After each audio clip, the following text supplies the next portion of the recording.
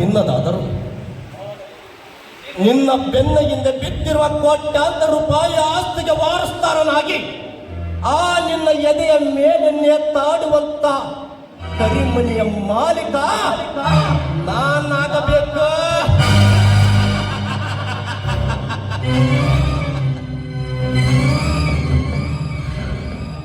ಆ ನಂತರ ನನ್ನ ಸೇಡಿನ ವಿಷ ಜ್ವಾಲೆಗೆ ಸಿಲುಕಿ ಸೊಟ್ಟು ಭಸ್ಮವಾಗಬೇಕು. ಅಂದಾಗಲೇ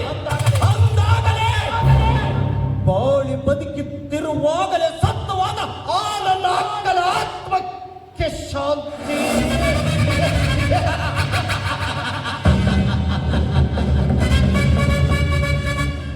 ಈ ಕರುಣ್ ಲೇ ಕರುಣ್,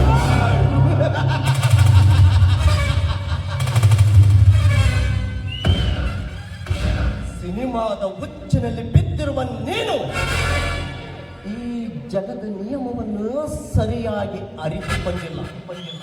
ಈ ಮನುಷ್ಯ ಹುಟ್ಟಿರುವುದೇ ಜಾಲಿ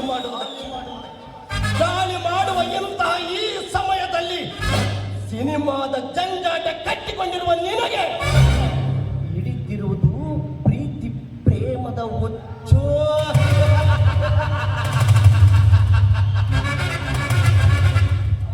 ಆ ಹುಚ್ಚಿನಲ್ಲಿರುವಾಗಲೇ ತೋರಿಸುವ ಮಗನೇ, ಶ್ರೀಮಂತಿಕೆಯ ನೆರಳಿನ ಆಸರೆ ಬಯಸಿದ ನಿನಗೆ ಆ ಸ್ಮಶಾನದ ಆದಿ ತೋರಿಸದೆ ಬಿಡಲಾರ ಈ ರಾಣ.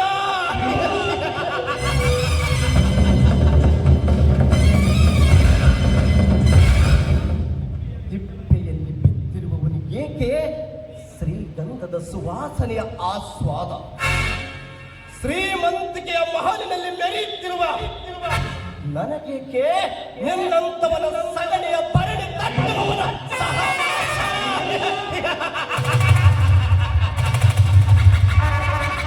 ಈ ರಾಣ ಈ ಜಗತ್ತಿನಲ್ಲಿ ಜೀವಂತವಾಗಿರುವವರೆಗೂ ನಿಮ್ಮಿಬ್ಬರನ್ನು ಒಂದುಗೂಡಿಸುವುದು ಆ ಭಗವಂತನಿಂದಲೂ ಅಸಾಧ್ಯ.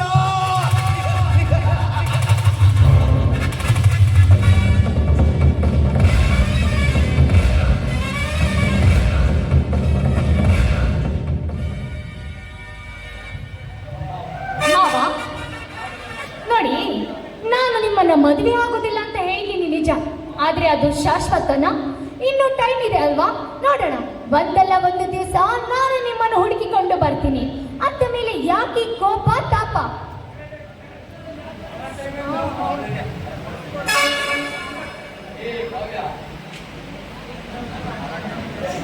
ಹೇ ಕಾವ್ಯ, ಇಷ್ಟೆಲ್ಲ ಮಾತನಾಡುವ ನೀನು ಆ ಬಡ ವಿಕಾರಿಯ ಜೊತೆ ಮಾವ, ನೀವು ಅಲ್ಲೇ ತಪ್ಪು ತಿಳಿದುಕೊಂಡಿರುವುದು. ನಾನು ಕಾಲೇಜ್ ಹುಡುಗಿ ಅಂತ ಮೇಲೆ ಇದೆಲ್ಲ ಕಾಮನ್ ಅಲ್ವಾ? ಯಾವ್ದಾದ್ರೂ ಬಗ್ರನ್ನ ಮಗನ್ನ ನಾನು ಲವ್ ಮಾಡದೆ ಹೋದ್ರೆ ನನ್ನ ಕಾಲೇಜಿನಲ್ಲಿ ಗೆಳತಿಯರು ಹೇಳ್ತಾರೆ, ಅಯ್ಯೋ. ಅದು ಅಲ್ಲದೆ ನಾನು ಕಾಲೇಜಿನಲ್ಲಿ ಬ್ಯೂಟಿ ಕ್ವೀನ್ ಮಾವ. ಯಾರು ಏನೋ ಮೂಸು ನೋಡ್ಲಿಲ್ಲ ಅಂದ್ರೆ ನನ್ನ ಗೆಳತಿಯರು ನನ್ನ ಬಗ್ಗೆ ಆಡಿಕೊಳ್ಳುತ್ತದೆ. ಅದಕ್ಕೆ ಈ ರೀತಿ ಟೈಮ್ ಪಾಸ್ ಮಾಡ್ತೀನಿ ಅಷ್ಟೇ. ಅದಕ್ಕೆ ಕೋಪ ಮಾಡ್ಕೊಳ್ತೀರಾ? ಬನ್ನಿ ಮಾವ, ಐ ಲವ್ ಯು. ಕಾವ್ಯ, ಇಷ್ಟೊಂದು ಪ್ರೀತಿ ಮಾಡುವ ನೀನು ಆ ಬಡ ವಿಕಾರಿಯಾಗೆ ಸುತ್ತಾಡುತ್ತಿರುವಿ. ರಿಯಲಿ ಐ ಲವ್ ಯು ಕಡೆ, I love you so much.